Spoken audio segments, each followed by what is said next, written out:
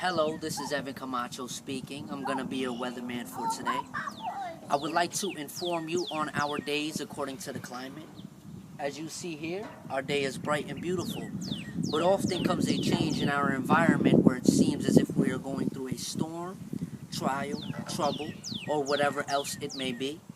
And in that moment, you can verify this. In order to know what a bright day is, we must come across a dark one. There are many reasons for this, but can I remind you that behind those dark clouds, there's a light still shining known as sunlight. But in our case, let it be known as the sun's light. There's a story in Matthew 8:23 through 27. It says, Then Jesus got into the boat and started across the lake with his disciple. Suddenly, a fierce storm struck the lake with waves breaking into the boat, but Jesus was sleeping.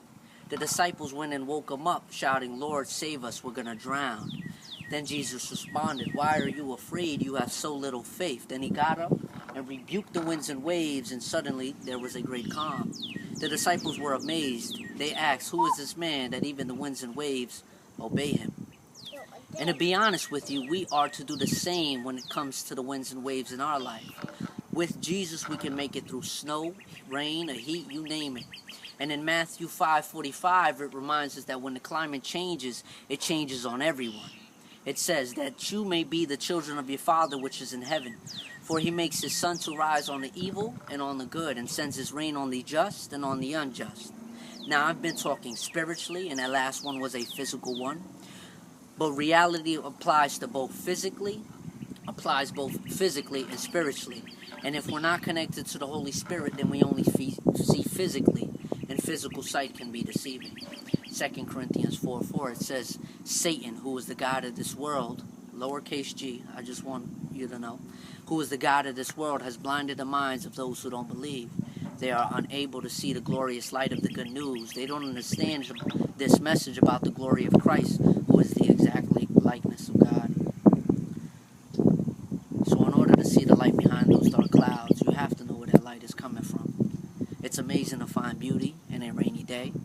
I do, and I hope you will too. God bless. Don't stress, and let God take care of the rest.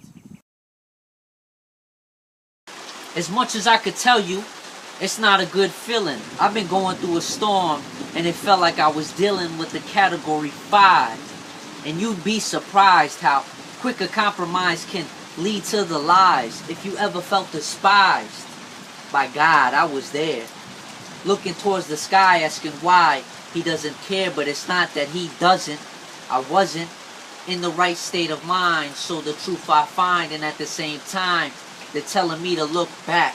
You can never be restored, so I need you to put that into consideration. But I found that information was for delaying, and here I was obeying.